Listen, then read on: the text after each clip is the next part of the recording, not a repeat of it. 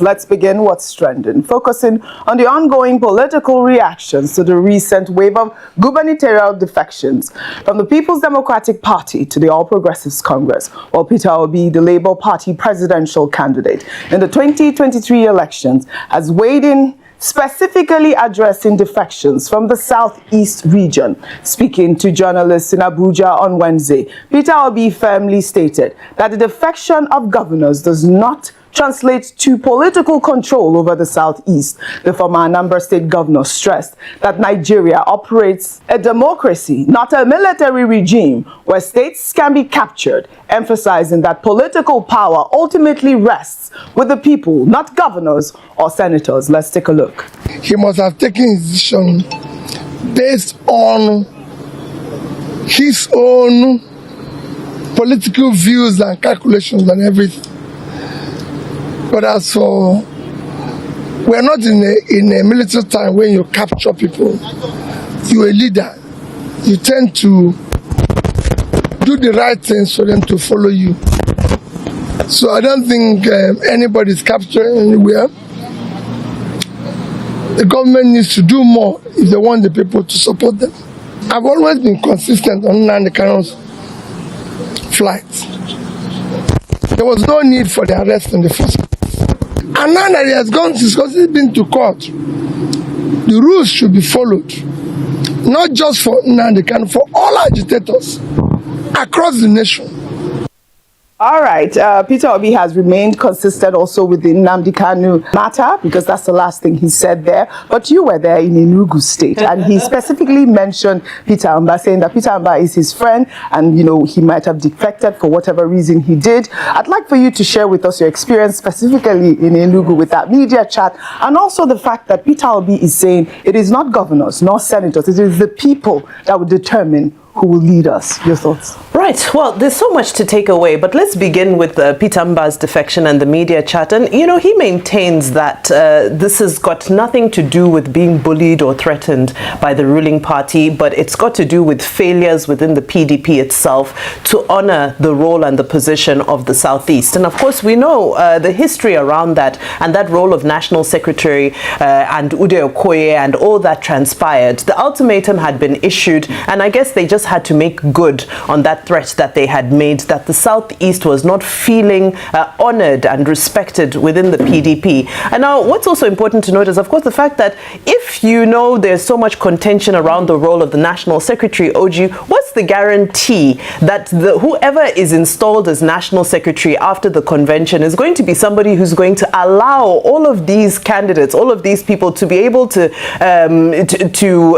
sign off on their nominations and their candidacy? It all hangs in the balance. So it seems like it was a strategic move to escape, any type of, shall I call it, controversy or potential sabotage that might happen within the PDP. The other question is, well, why APC? Why not APGA, for example? Those are some of the questions that remained a little bit unanswered in the media chat, because he seemed to prefer to focus on governance. And I don't blame him for doing that, because to the point being made by Peter Obi, if we look at the last election, the Southeast was obedient. Now, there was no Labour Party governor, but the Southeast was largely obedient. So I think it goes to show you that in 2027, is there a guarantee that the Southeast will vote for Tinubu? I don't know. That hangs in the balance, because the Southeast have shown us in 2023 that they vote for who they want and who they choose to, no matter who their governor is, no matter what the structures in their states say. So I think that it is valid.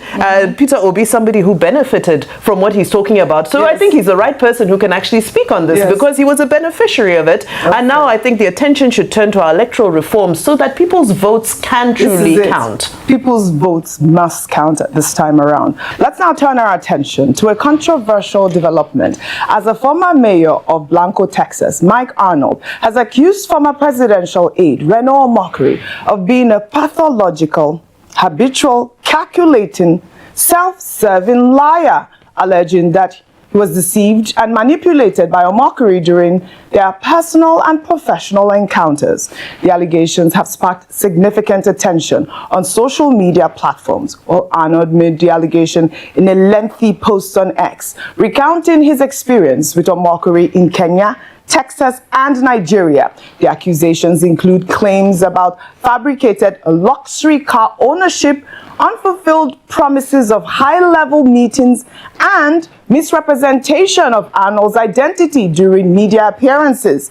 Among the specific allegations, Arnold claimed a mockery promised meetings with President Bola Ahmed Tinubu, National Security Advisor Nuhu Ribadu, and the Sultan of Sokoto during a recent trip to Nigeria, but none materialized. He also alleged on live television a mockery falsely called him the current mayor of Blanco, Texas, and claimed he's a personal friend of Ted Cruz, both of which Arnold denies. Most seriously, Arnold accused the mockery of downplaying violence against Christians in Nigeria. Let's take a look.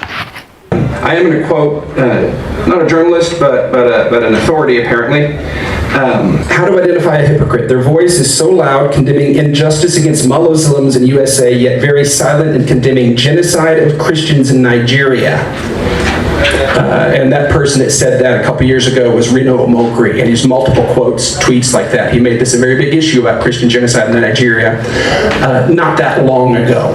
And according to all the observers and all the organizations and watchdogs, they say it has not improved, that the death toll is higher.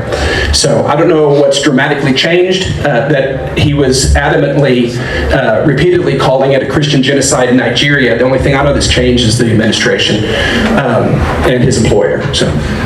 Wow, this story has gone viral. I mean, Reno Omokri went on to say that, he doesn't have an employer, but I'll take some reactions on X. This is from Mayor of Crypto, who wrote, "You never had any problems with Reno till he spoke the truth that there is no genocide against Christians in Nigeria. This is the problem with over religious folks. You are tearing another man down just because he disagrees with you." Well, Murphy wrote, "I took my time to read your message," that is to Arnold, "from top to bottom, and honestly, you are spot on. Reno has proven time and again to be the perfect example of a two-faced individual. One minute he's preaching morals, the next he's defending the indefensible. He talks from every side of his mouth, bending his narrative to whatever benefits him at the moment. You simply can't take him seriously. He stands for nothing unless it feeds his ego or political bias." Well, Reno Omokri was on our nightly news program Newsnight, where he described Arnold as the current mayor of Blanco, Texas, and dismissed claims of a Christian genocide in Nigeria as ludicrous, while acknowledging that killings are occurring across both Christian and Muslim communities. Let's take a look before we come back to discuss. I was able to get Mayor Mike Arnold, a Republican elected mayor from the state of Texas, who is personally friends with Senator Ted Cruz and Gregory Abbott, and also an associate with President Trump.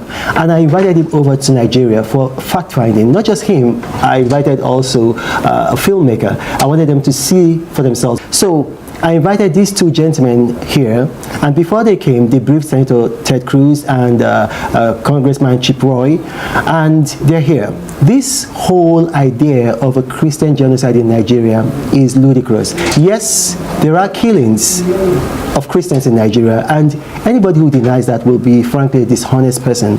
But then, there are also killings going on in the Muslim arena. I mean, I hate to say this, but only recently we had killings at a mosque in Katsina. We had killings at another mosque in Zamfara.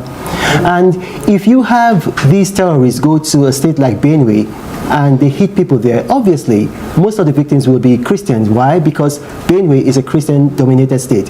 If they hit in Zamfara, most of the victims will be Muslims.